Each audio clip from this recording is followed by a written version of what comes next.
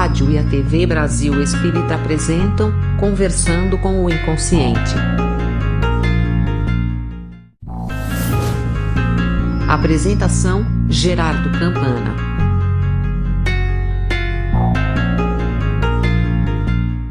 Olá pessoal, estamos iniciando mais um programa Conversando com o Inconsciente. E como digo sempre, é um prazer estar com vocês abordando temas que trazem informações importantes tanto para o dia a dia como para o nosso autoconhecimento. Hoje vamos ser eu e vocês e vamos conversar a respeito de um tema que tem tudo a ver com o Setembro Amarelo.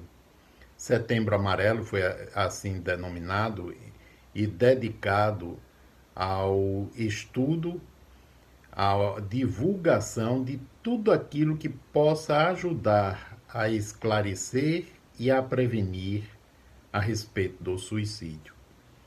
E isso é fundamental porque o suicídio, o índice de pessoas que tentam contra a própria vida, vem aumentando com o passar dos anos, ou seja, à medida que a sociedade progride em termos de tecnologia, parece que no sentido humano vai se tornando mais distante, né? E mais talvez até difícil a convivência. Então, a quantidade de pessoas que pensam, tentam e conseguem tirar a própria vida tem aumentado na última década. Mostram isso as pesquisas. Para vocês terem uma ideia, por exemplo, em relação à pandemia, eu fiz um apanhado aqui que nos diz que num levantamento realizado na China, na fase inicial da pandemia, 13,8% das pessoas manifestaram sintomas depressivos leves, 12,2% sintomas moderados e 4,3% sintomas graves. E por que isso é importante? Porque o maior índice de suicídio está entre os depressivos e aqueles com manifestações psicóticas, com doenças psicóticas. Então, esse incremento nessa fase que nós estamos vivendo de pandemia, né, é preocupante porque a ideação suicida ela não se instala de um dia para o outro, não é algo súbito, né? É algo que vai sendo alimentado e cultivado gradativamente na medida em que os sentimentos de desesperança, né, de falta de expectativa, de ausência de sentido para a vida se tornam maiores, né? Então, essa possibilidade existe. E vocês vejam outro dado preocupante também.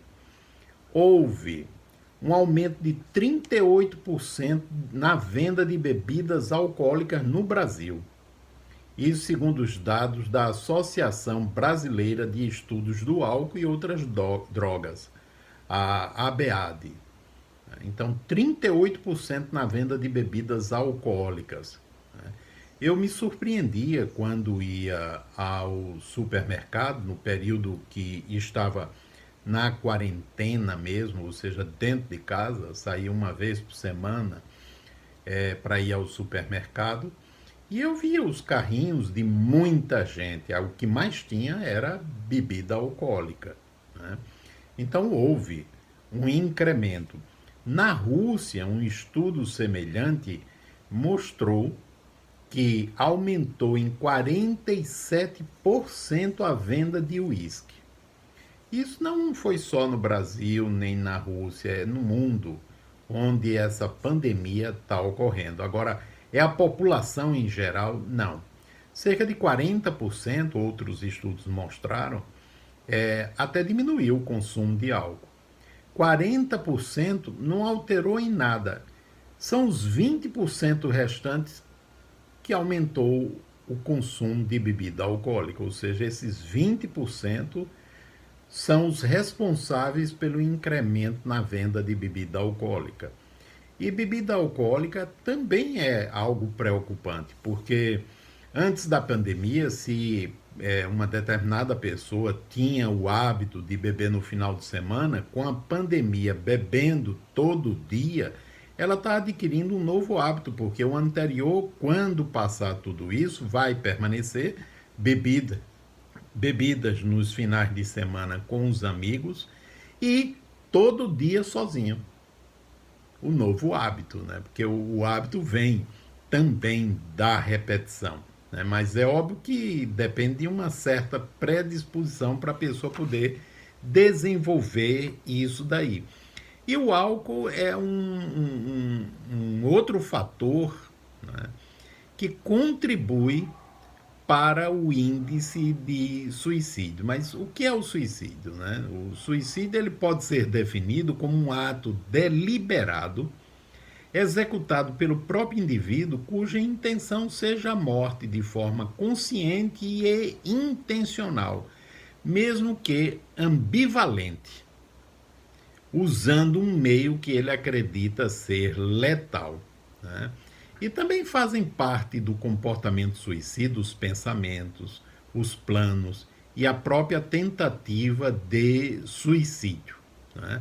Agora, é bom frisar que somente uma porção muito pequena, uma porção pequena daqueles que pensam, daqueles que tentam, né, é que chega ao nosso conhecimento. Os registros, as estatísticas são baseadas nos atendimentos em hospitais, né, em serviços de urgência, são baseados nisso aí. Então, de cada 100 habitantes, 17 já se passou alguma vez, pelo menos, a ideação suicida. 5 elaboraram um plano. 3 fizeram alguma tentativa. E 1 foi bem sucedido na tentativa, ou seja, morreu, né? E isso está relacionado com pessoas atendidas em serviço de urgência, né?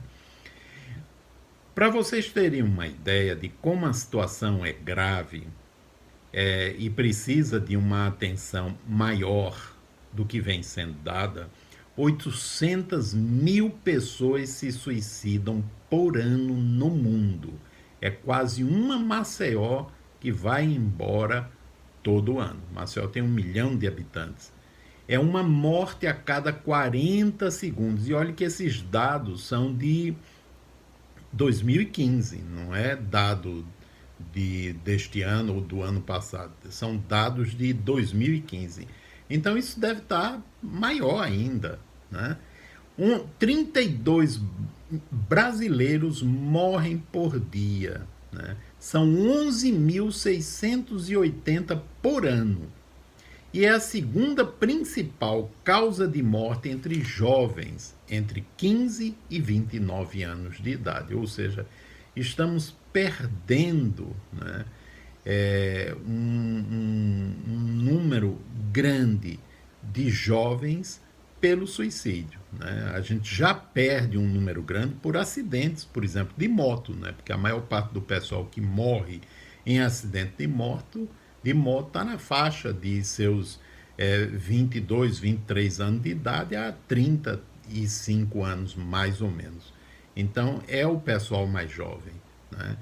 Como eu disse antes, isso tem muito a ver com depressão, principalmente com depressão e doenças psicóticas, né? E a depressão, ela é um processo grave que no mundo vem afetando cerca de 350 milhões de pessoas, né?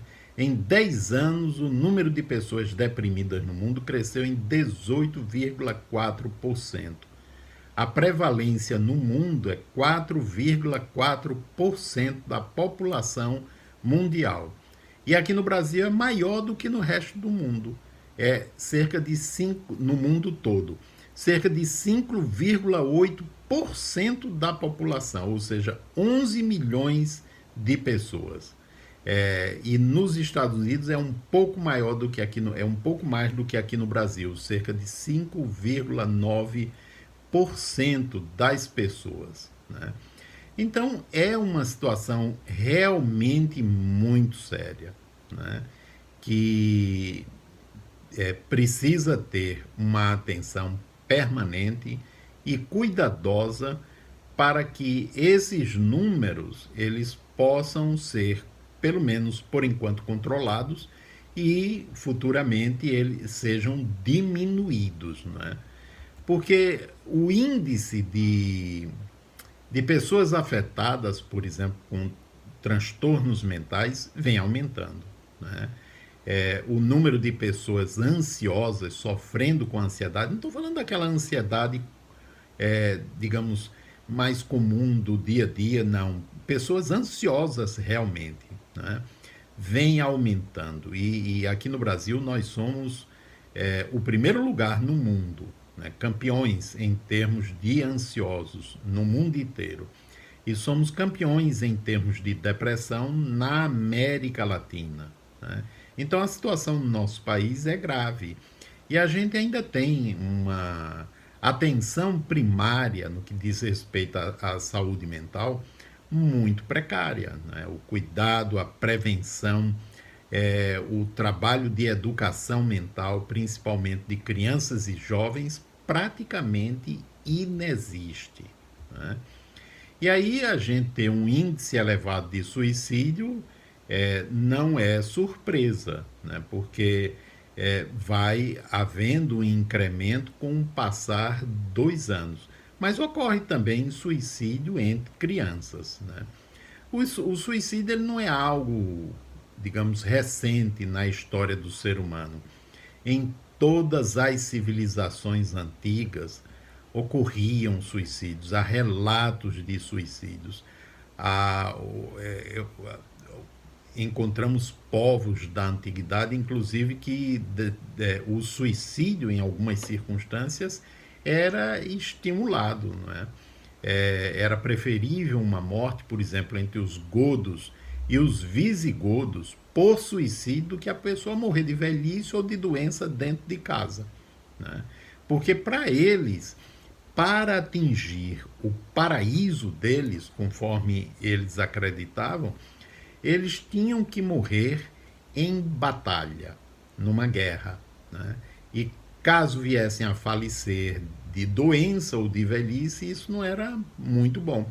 Tanto que entre os visigodos havia um lugar, ou lugares de onde eles se atiravam, se eles não tivessem morrido em batalha.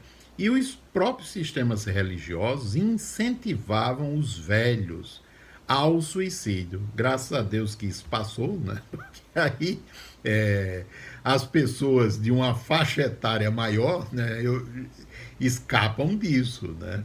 Ou seja, não há mais esse incentivo ao suicídio. Mas na antiguidade havia. Por quê? Porque a pessoa idosa, ela além de deixar de ser produtiva, ela se tornava um peso para a sociedade. Para vocês terem uma ideia, entre os esquimós, óbvio, há muito tempo atrás, era natural se deixar os mais idosos para trás numa migração, naquelas áreas geladas, para morrerem de frio, né? Porque a comunidade não podia estar carregando eles, além de ser perigoso, né? Era perigoso para eles, então o mais natural era deixá-los para trás para que morressem. E isso devia ser aceito também pelos idosos, mais idosos, porque fazia parte da cultura, né? Houve povos em que os servidores, os escravos, né, eram sepultados juntos com os seus senhores, como no Egito Antigo, né? E isso ocorria, mas aí não é propriamente um suicídio, né? Muito mais um homicídio. E na Índia antiga, as viúvas se jogavam ao fogo que cremava os restos do marido. Não sei bem se elas faziam isso espontaneamente ou se eram empurradas lá no fogo, que deveriam ir com o dito cujo, né? É algo realmente a se aprofundar, porque certamente que o instinto de sobrevivência é muito forte para que a pessoa esteja se jogando numa fogueira só para poder acompanhar outro. Na Idade Média, o suicídio ele passou a ser um delito grave, um atentado contra a propriedade do outro, no caso Deus, né? Mas aí é bom se frisar o seguinte, né, que isso foi estabelecido, né, para desestimular e evidenciar a perda da salvação, para que a pessoa não se suicidasse, porque, na verdade, a pessoa era capital do senhor feudal, era praticamente propriedade do senhor feudal, porque trabalhava para ele. Uma pessoa que se suicidava era uma mão de obra a menos. E aí, portanto, a igreja passou a desestimular o suicídio, né?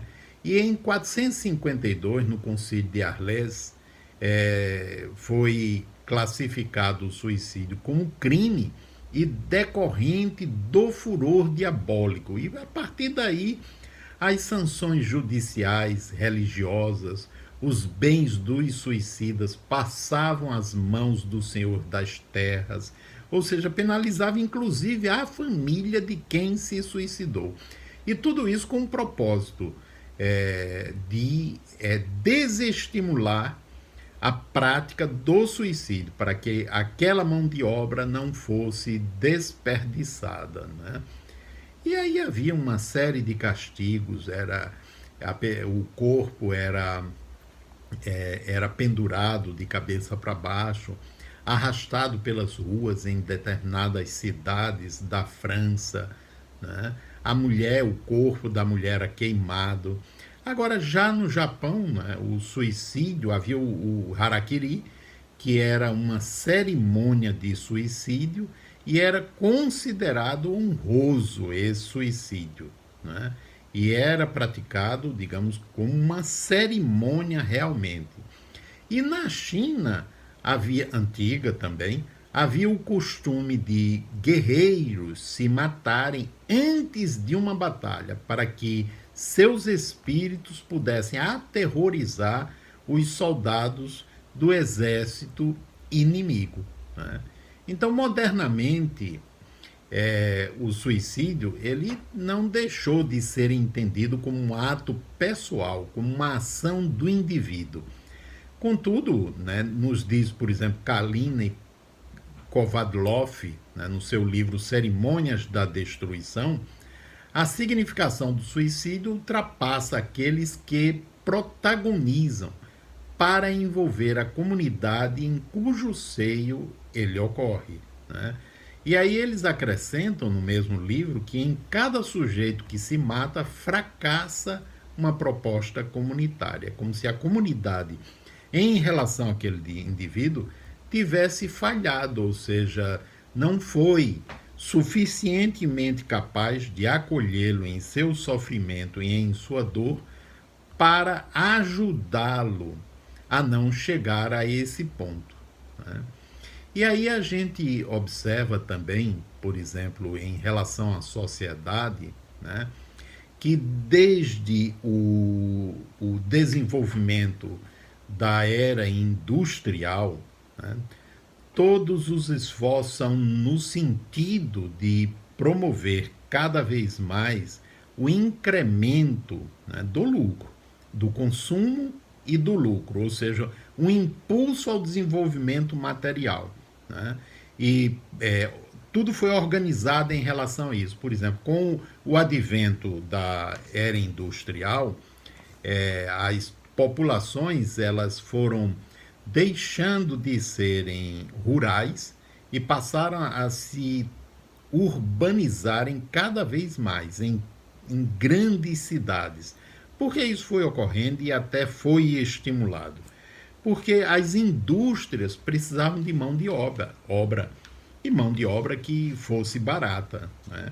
Então foi ocorrendo todo um processo, né, de desestímulo à permanência do indivíduo em sua terra, pequenas comunidades, né, pequenas propriedades, para que se transferissem para as grandes cidades, né, que cresceram cada vez mais. E essas pessoas, elas tinham, obviamente, que arranjar trabalho.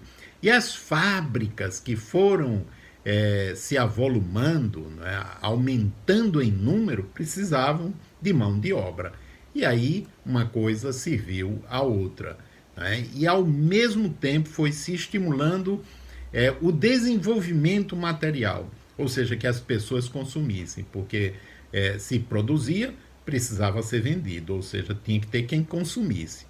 E aí, obviamente, uma parcela da sociedade precisava crescer e se desenvolver. E outra, nem tanto, que é para continuar trabalhando, né, a valores que fossem módicos, né, e proporcionassem um lucro maior para aqueles que produziam, né? Então isso foi ocorrendo um estímulo, um impulso ao desenvolvimento material. E isso em detrimento das necessidades de crescimento ético, né? Não é que deixou de se falar em honestidade, em sinceridade, foi se falando, mas ao mesmo tempo foi se estimulando a prática de estratégias, né, que passaram a se chamar de estratégias, para sobrepujar o concorrente. O concorrente podia ser aquele que estava ao meu lado, trabalhando na mesma indústria, na mesma empresa, ou o concorrente podia ser um outro empresário, né? Então isso foi sendo estimulado, e na medida em que foi sendo estimulado, os valores verdadeiros, os verdadeiros valores humanos, as virtudes, elas foram sendo colocadas de lado. Então nós crescemos às custas de princípios morais, éticos fundamentais, como o respeito ao próximo e à natureza. E com o tempo isso pareceu natural, porque todo mundo queria crescer, né? Se vocês olharem o modelo desenvolvimentista aqui no Brasil, foi muito semelhante ao dos Estados Unidos, baseado em estradas. E aí o que é que aconteceu? Desvalorizamos, deixamos de investir nas ferrovias, e um país desse tamanho, que deveria ter priorizado as ferrovias, priorizou as rodovias. E aí nós temos milhões de veículos lançando na atmosfera uma quantidade enorme de substâncias tóxicas que prejudicam a nós e a natureza de uma forma geral, né? Então, isso se deveu a quê, né? Se deveu eu não diria um incremento, né? Porque o egoísmo, ele sempre esteve presente, né, no nosso funcionamento, em nossas características, porque isso é natural, fez parte do nosso processo evolutivo, né? Mas esse egoísmo, ou seja, nos voltarmos para nós, para os nossos interesses, em detrimento do outro que caminha ao nosso lado e da natureza de uma forma geral, da coletividade onde nós vivemos, acarretou e vem acarretando e vai acarretar ainda muitos prejuízos. E essa situação do coronavírus é um deles. E os suicídios foram se tornando cada vez mais numerosos, né? Porque passou a se exigir da pessoa mais, talvez até, do que fosse necessário. Passou a se exigir um sucesso, né? Que se a pessoa não alcançasse, ela seria vista como fracassada e ela própria passaria a se sentir fracassada. Então isso deveu-se ao alto potencial destrutivo da própria sociedade, né? E Freud, já em 1927, ele disse o seguinte: cada indivíduo é virtualmente um inimigo da civilização, apesar de ter que reconhecer seu interesse humano geral. Então, Freud era um tanto pessimista nesse sentido, né? E inclusive com relação à possibilidade do ser humano progredir, ou seja, do ser humano transcender os seus impulsos e sua carga instintual. E aí o que é que a gente foi vendo com esse desenvolvimento tecnológico, com todo o avanço da sociedade? Ao mesmo tempo que construímos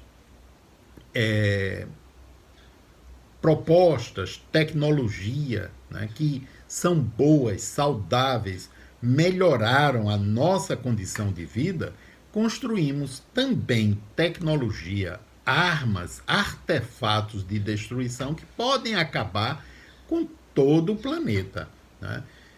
Ninguém venha me dizer, por exemplo, que uma sociedade que compactua com a construção de armas cada vez mais poderosas, ela está fazendo isso por conta da sua natureza humana, propriamente dita, né? Eu estou fazendo uma diferença aqui entre a natureza humana propriamente dita e o ser humano ainda vinculado à carga instintual, ou seja, ao animal que há dentro dele. O ser humano propriamente dito, esse se rebela contra tudo aquilo que pode destruir. Mas o ser humano ainda vinculado à carga instintual, ou seja, ao processo do egoísmo, esse pode inclusive, né, financiar a pesquisas para a produção de armas ainda mais destruidoras. Todo indivíduo que produz armas de destruição, que vende armas de destruição, é, na verdade, um psicopata, né? É uma pessoa doente da alma, né?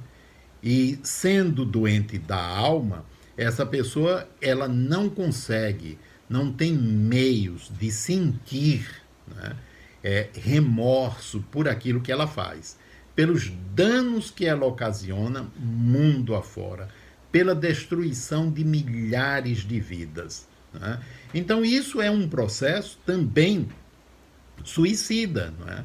Ou seja, é a condição, né, do indivíduo que se apresenta na coletividade, ou seja, a sombra individual, né, ela tanto pode ser tomada pela sombra coletiva, como a sombra individual, ela pode influir sobre a sombra coletiva. E aquilo que de pior no ser humano pode, né, em algum momento ou por algum tempo prevalecer.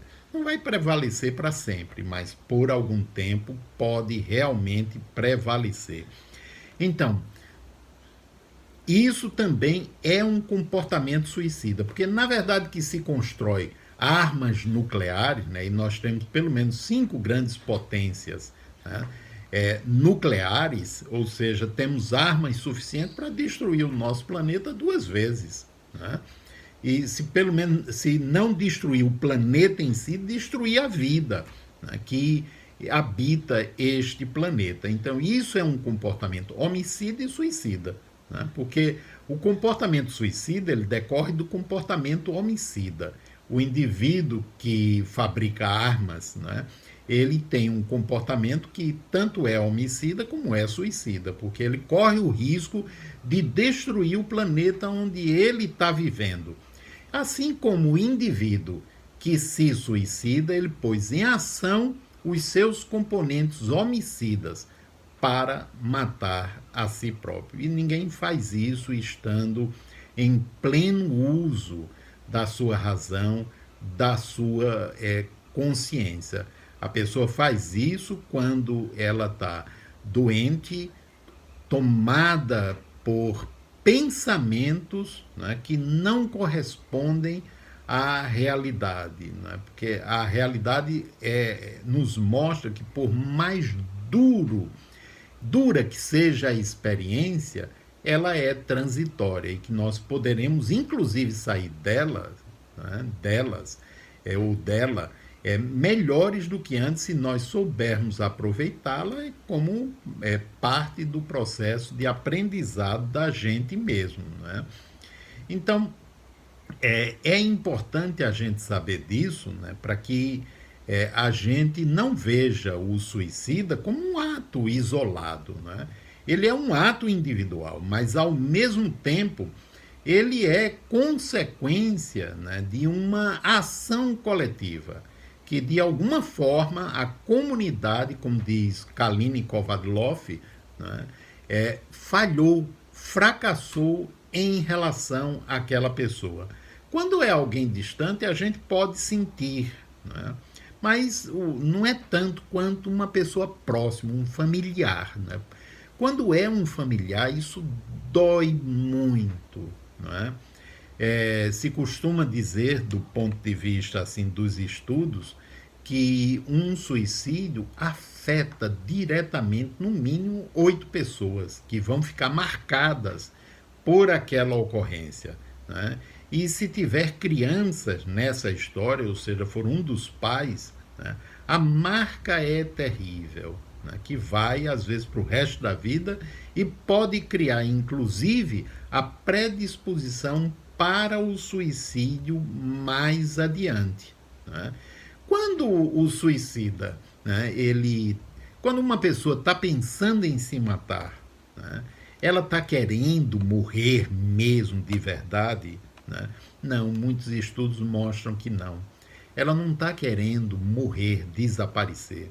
Ela está querendo acabar com a dor, está querendo acabar com o sofrimento. Só que não tem como acabar com o sofrimento dando um tiro na cabeça, né? A pessoa acaba com ela própria, né? Porque para Freud, por exemplo, o suicídio seria uma agressão contra um objeto mal internalizado.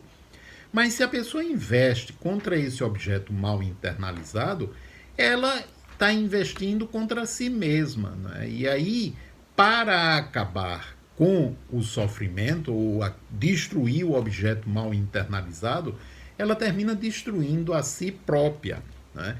E muitas vezes ela não tem nem consciência realmente disso, né? Então, isso está muito ligado também àquele movimento de incremento da vida urbana, né, que foi proporcionando, com o passar das décadas, né, uma despersonalização cada vez mais frequente de muitos indivíduos, né? E isso tem correlação com a exigência social de ser um vencedor, né? A exigência social em relação às aparências, né? O indivíduo que não consegue atingir aquilo que se estabelece como sendo padrão socialmente aceito, ele é considerado um perdedor e ele pode se considerar também um perdedor, não é? A agressão contra o próximo implica uma esperança. E a agressão aqui, eu não estou falando só de socar o outro, não, né? A agressão no sentido de vencer, no sentido de sobrepujar o oponente e colocá-lo abaixo, né? Isso representa, digamos, o triunfo gratificante, né? Não é mais aquilo das batalhas de você pôs por terra o seu oponente, né? Você pôs por terra o seu adversário, você foi melhor do que ele, né? E aí entram os mecanismos de autodissolução, de autoagressão, vinculados à autoestima, né? Como, por exemplo, o álcool, o uso do cigarro, das drogas de uma forma geral, trabalho excessivo, né? Que aí vão acarretando prejuízos orgânicos e o suicídio indireto, que a pessoa termina morrendo precocemente, né? Porque se fala do suicídio direto, né? A pessoa tentou, mas há o suicídio direto através de condutas autodestrutivas, seja pelo lado da alimentação, pelo uso de substâncias tóxicas, pelo trabalho excessivo, pela negligência, falta de cuidado consigo próprio e por aí afora, né? que tem muito a ver com o indivíduo que se sente muitas vezes só, né?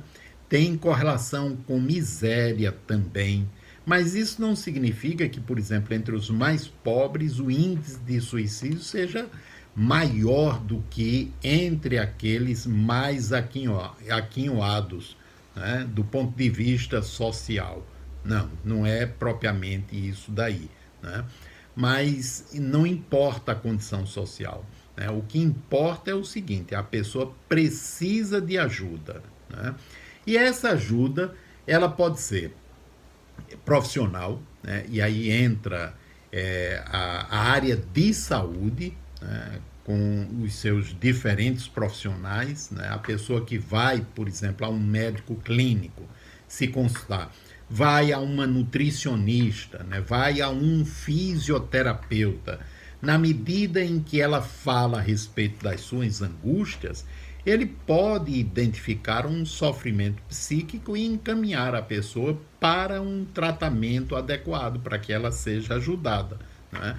E aí pode encaminhá-la para um psiquiatra, caso ela necessite de medicamento, para uma avaliação médica, pode encaminhá-la para o psicólogo, né? Para que ela seja trabalhada no sentido do acolhimento psicológico, da psicoterapia, né? Ela pode ser encaminhada para as diferentes instituições que proporcionam esse tipo de ajuda tão necessária e importante.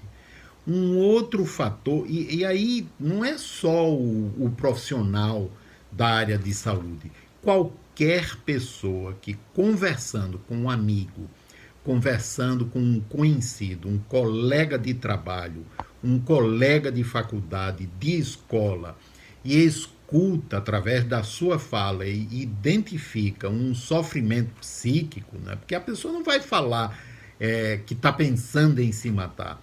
Ela começa a falar sobre a desesperança dela, sobre a falta de expectativas, a falta de sentido para a vida. E aí é fundamental que essa pessoa, né, ela seja orientada a procurar um serviço, né? E o ideal é que se converse com a própria pessoa e que se converse também com um familiar mais próximo, de preferência aquele familiar que tem uma ligação mais íntima, mais próxima, mais afetiva com aquele que está sofrendo, né? Um outro campo que as pesquisas têm mostrado que é fundamental é o campo religioso, né? A pessoa ser orientada a buscar a sua religião, né? Não é tentar mostrar para ela que a minha religião pode ajudá-la muito mais do que a dela. Se ela tem um bom vínculo com a religião dela, ajudá-la, estimulá-la a procurar as pessoas daquela religião, né? Sejam os sacerdotes, sejam os pastores, né? Sejam os coordenadores de grupos espíritas, se a pessoa é da Umbanda ou do Candomblé, em orientá-la também a procurar aqueles que são os responsáveis por essa área. Se é budista, da mesma forma. Se a pessoa não tem uma religião, mas ela tem uma simpatia por alguma, estimulá-la a buscar, porque quando a pessoa ela está vinculada a um grupo religioso, né, não é só a questão da religião em si, do estudo da religião, mas o próprio grupo. O grupo termina sendo um elemento capaz de acolher aquele que está em sofrimento, né? E a vinculação com algo que a leve a encontrar um sentido maior para a vida também ajuda bastante, né? Ajuda muito, porque a pessoa que está sofrendo, ela está num circuito repetitivo de dor, né? Um circuito repetitivo de pensamentos pessimistas, e por ela mesma, ela não consegue encontrar saída. Então é importante que tenha pessoas ao lado, né? quando tem alguém, por exemplo, que está pensando em se matar, né, e quando a família não é, por exemplo, favorável ao internamento, né, porque às vezes o internamento numa clínica psiquiátrica, né, uma clínica de saúde mental, pode ser um fator protetor para evitar que a pessoa cometa o suicídio. Mas se a família tem condição realmente, né, de ficar 24 horas por pelo menos 15 dias acompanhando o familiar, isso pode ser tentado, porque às vezes a própria família não quer, recusa-se a internar o paciente, né? Então toda orientação é dada, mas se não quiserem, deve-se fazer todo um trabalho, né, de acompanhamento, de proximidade, de acolhimento, né, junto com medicação, junto com psicoterapia, para que a pessoa ela vá gradativamente sendo auxiliada a modificar aquele padrão mental, né? Porque se não modifica o padrão mental, o risco permanece. Tanto que tem pessoas que faz uma tentativa e pouco tempo depois tenta novamente e geralmente na segunda tentativa termina conseguindo, né? Então, é para evitar que chegue a esse ponto, né?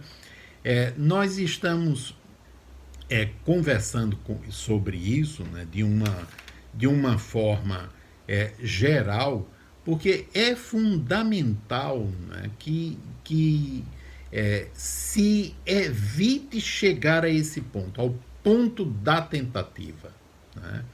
E para isso a pessoa precisa realmente se sentir acolhida. E aí nós temos também os serviços de atendimento por telefone, o CVV, temos os atendimentos fraternos de diferentes religiões, né, que se colocam disponíveis para conversar, para acolher, para dar apoio nessa fase tão difícil, tanto para a pessoa que está propensa a isso, como para os familiares, né? Vários, por exemplo, centros espíritas, né, alguns têm serviços como esse organizado de atendimento fraterno, tanto por telefone como presencial. De um tempo para cá, por conta da pandemia, está mais por telefone, né, ou online, pelos diferentes meios possíveis, do que propriamente presencial. Mas gradativamente está se voltando aos atendimentos presenciais.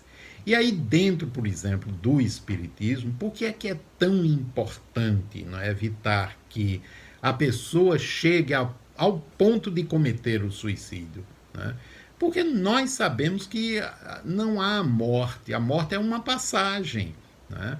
Ou seja, a pessoa sai daqui, desse plano de vida, entra em outro, deixando para trás o corpo físico antes do tempo devido, né? E leva consigo todo o sofrimento, né? Eu participo de reunião mediúnica, acredito que há uns 45 anos, mais ou menos, talvez até mais do que isso, né? Porque comecei muito cedo a estudar e a participar de atividades mediúnicas.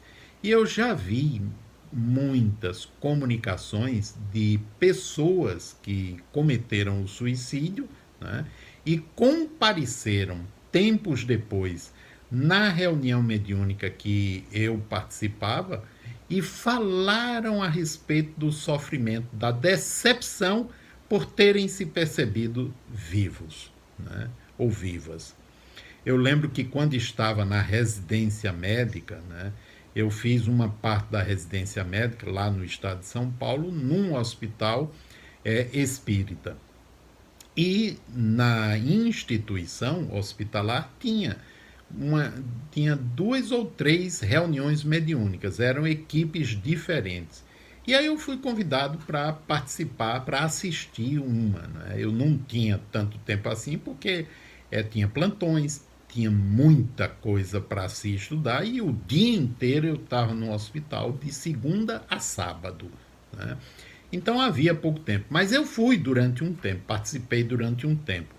E foi no período em que um homem ele se internou num quadro depressivo muito grave. E quando o paciente se internava lá nesse hospital, que era uma comunidade terapêutica, ele não ia logo para a comunidade terapêutica. Ele ficava numa unidade de terapia intensiva, né, que eram vários leitos, e tinha lá dentro, né, o médico e o pessoal de enfermagem. E eles eram acompanhados. Mas aquele paciente, ele conseguiu burlar toda a vigilância, e ele, deitado na cama, ele enrolou uma parte do lençol no pescoço, e com o peso do corpo ele se enforcou. Ele morreu. De manhã, quando foram olhar, ele estava morto, ou seja, ele nem saiu da cama. Ele morreu. E aí eu estava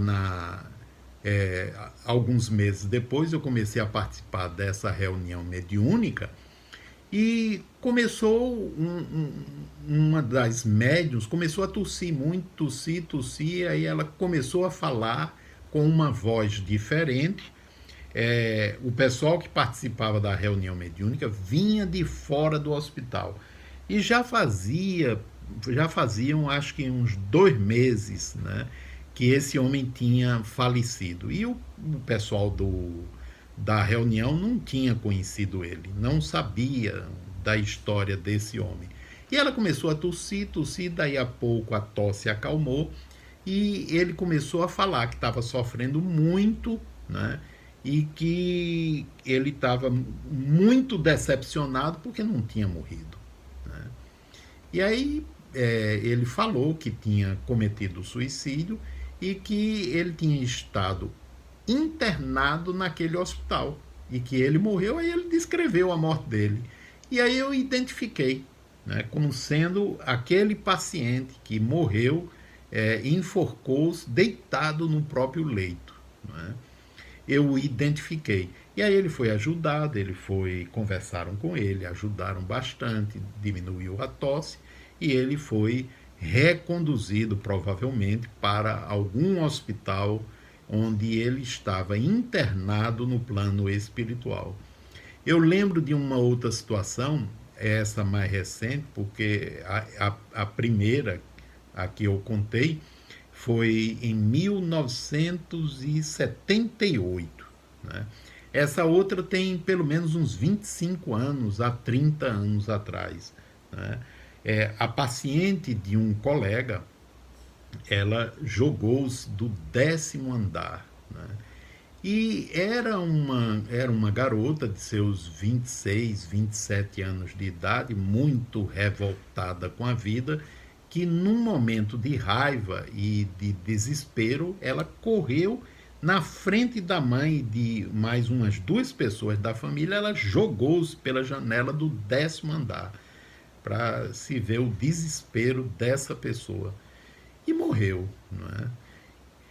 Meses depois, eu estava já é outra reunião mediúnica, numa equipe que eu participei, e por intermédio de um médium, né, uma pessoa começou a falar, um espírito começou a falar, e aí foi falando e dirigiu-se para mim, né, porque ela me conheceu, né, na mesma clínica. Eu trabalhava também, né? Ela me conheceu, e aí disse: Gerardo, não adiantou de nada, né? Eu vivo o tempo todo sentindo a queda, né? E aí ela contou que desde quando ela se jogou, ela continuamente se sentia caindo, e vivenciando o mesmo sofrimento de antes de ter morrido, né? E uma revolta enorme, um ódio, que ela disse: eu quero morrer, mas eu não tenho como morrer. Já me disseram aqui que não tem como morrer, né? Que eu já morri, né? Eu mudei de plano de vida. E aqui não tem como morrer, porque a morte aqui não existe, né? Existe aí. E aí passamos a conversar com ela semanalmente, até que ela foi se acalmando, ela foi aceitando, ela foi reaprendendo a orar, a confiar em Deus, né? A confiar em Deus. E aí terminou se despedindo e foi embora. Então, casos como esses, já vi muitos, né? Muitos mesmo, né? E nas pesquisas, por exemplo, em relação às experiências de quase morte, né, todos aqueles que passaram pela experiência de quase morte, todos que eu digo, muitos dos que passaram pela experiência de quase morte, que vivenciaram o encontro com familiares, esses familiares diziam: você vai voltar. E aí eles se recusavam, diziam: eu não quero, já estava mal, eu quis sair de lá porque estava mal. Eu disse: vá, porque se você não voltar, não é com a gente que você vai ficar. Volte. E aí terminavam voltando. E aquela experiência lá, fora do corpo, né, no espaço extrafísico, né, foi tão impactante que mudaram de vida, né? Passaram a buscar os meios para se renovarem em termos de mente, de emoção e de sentimento. E há aqueles que passaram pela experiência de quase morte por tentativa de suicídio e que a experiência foi tão desagradável que, ao voltar, renegaram e não quiseram mais saber de tentar se matar, né? Então, por esse ângulo, né, que o Espiritismo nos mostra, né, a vida, ela não cessa, né? Então, se ela não cessa, nós estamos tendo experiências tanto aqui, no plano físico, como lá, no plano espiritual, seja em que dimensão for. E o propósito certamente é um só: é o aprendizado, é para que a gente se aperfeiçoe, para que a gente supere essa carga de egoísmo, para que saiamos da centralização em nós mesmos e possamos ir ao encontro do outro, né? Aprendendo também a irmos ao encontro de nós mesmos através da introspecção. Então é como Jesus disse, né?